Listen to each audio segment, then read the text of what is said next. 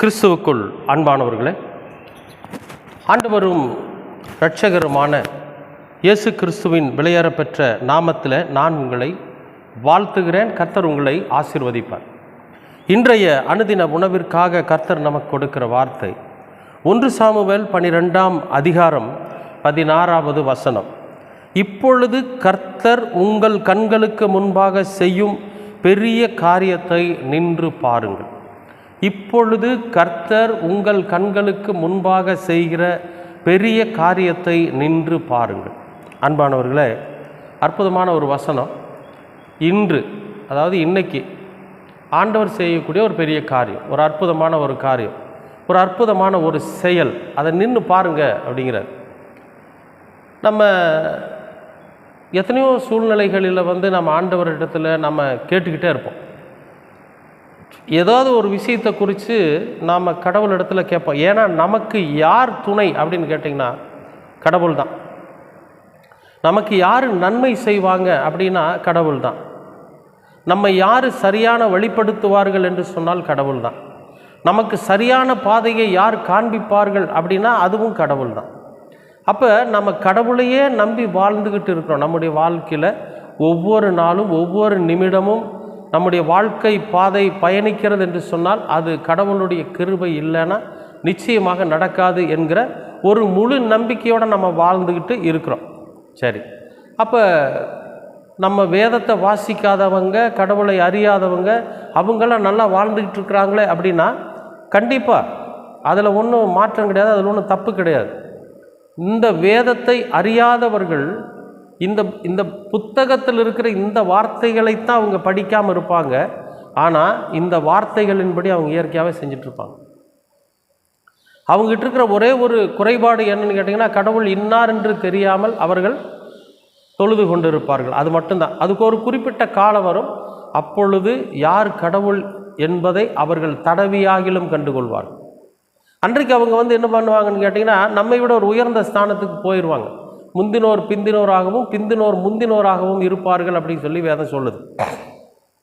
ஆனால் அவர்களுடைய செயல்கள், அவருடைய கிரியைகள் எல்லாமே எப்படி இருக்குன்னு கேட்டிங்கன்னா கடவுளின் விருப்பப்படி இருக்கும். அந்த மாதிரி இருக்கிறதுனால அவர்கள் ஆசீர்வதிக்கப்பட்ட ஜனங்களாக இருப்பாங்க. இப்போ நாமும் கூட நாம் கடவுளை அறிஞ்சிட்டோம். இப்போ அறிந்ததற்கு பிறகு வேதம் என்ன சொல்லுகிறதோ அதன்படி நாம் செய்கிறோம். கடவுளுக்கு பயந்து நடக்கிறோம். கடவுளுக்கு பயந்து நம்முடைய ஒவ்வொரு நாளும் நம்முடைய வாழ்க்கை பயணத்தை நாம் என்ன பண்ணுறோம், தொடர்ந்து பயணித்து கொண்டு இருக்கிறோம். அப்படி பயணித்து கொண்டு இருக்கிற நம்முடைய வாழ்க்கையில் நாம் என்ன செய்கிறோன்னா, எதை செய்ய நாம் முற்பட்டாலும், எதை செய்வதற்கு நாம் ஆயத்தப்பட்டாலும் அதில் கடவுளை முன்வைத்து நம்ம செய்கிறோம். அப்போ இன்றைக்கு கடவுள் நம் கண்களுக்கு முன்பாக ஒரு அற்புதத்தை செய்ய போகிறார். அதை நீங்கள் நின்று பாருங்கள் அப்படிங்கிறார்.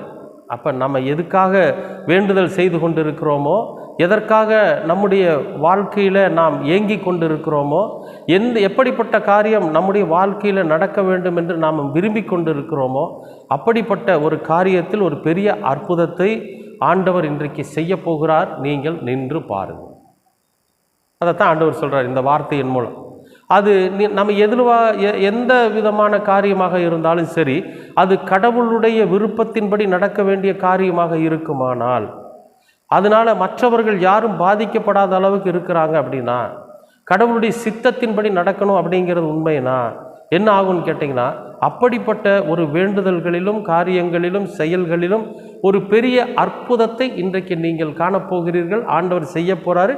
நின்று பாருங்க அப்படிங்கிறார். இங்கே அப்படி தான் ஒரு வார்த்தையை சொல்கிறார். அவர்களுடைய வேண்டுதல்களும் அவர்களுடைய வழி பிரயாணத்தில் அவர்களுக்கு வருகிற எல்லா பிரச்சனைகளையும் அவங்க வேண்டுதல் பண்ணுறாங்க. அந்த இஸ்ராயேலின் மக்கள் அவங்கக்கிட்ட, அந்த தலைவன்கிட்ட ஆண்டவர் சொல்கிறாரு, இன்னைக்கு கர்த்தர் செய்ய போகிற ஒரு பெரிய அற்புதத்தை நீ நின்று பாருங்கிறார்.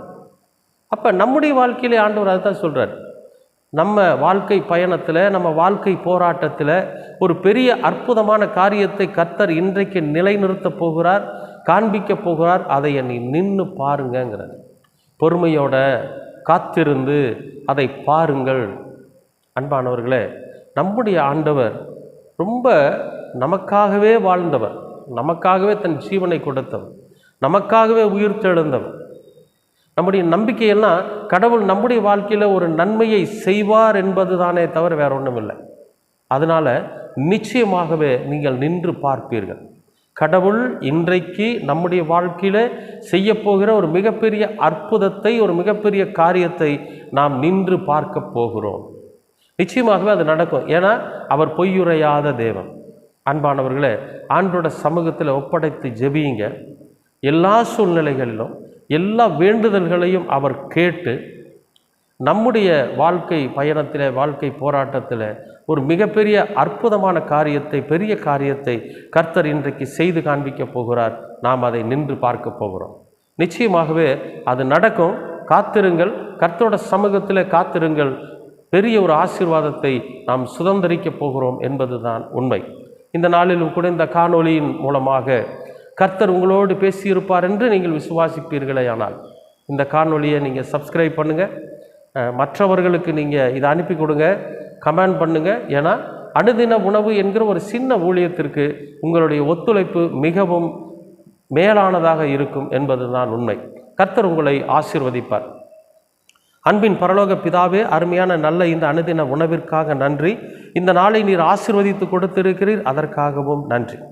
அன்றைக்கு இஸ்ராயேலின் மக்களிடத்திலே நீர் பேசின போது கர்த்தர் இன்றைக்கு செய்கிற பெரிய அற்புதமான காரியத்தை, பெரிய காரியத்தை நின்று பாருங்கள் என்று சொன்னீர் ஆண்டவரே. அதுபோல் எங்களுடைய வாழ்க்கையிலும், எங்களுடைய வாழ்க்கை பயணத்திலும் நீர் ஒரு பெரிய காரியத்தை செய்கிறதை நாங்கள் நின்று கவனித்து பார்க்க நீர் எங்களுக்கு கிருபை பாராட்டுங்க. உங்களுடைய மிகப்பெரிய அற்புதமான ஆசீர்வாதம் எங்களுக்குள்ளாக கடந்து வர வேண்டுமாய் செபிக்கிறோம். உடைய கிருபையினாலும், உடைய அன்பினாலும், உடைய தயவினாலும், உடைய வசனங்களினாலும் நீர் எங்களை வழிநடத்த வேண்டுமாய் செபிக்கிறோம். உடைய கிருபை சூழ்ந்து கொள்ளட்டும். ஆசீர்வதியும். இயேசு கிறிஸ்துவின் வழியாய் கேட்கிறோம் நல்ல பிதாவே. ஆமேன், ஆமேன்.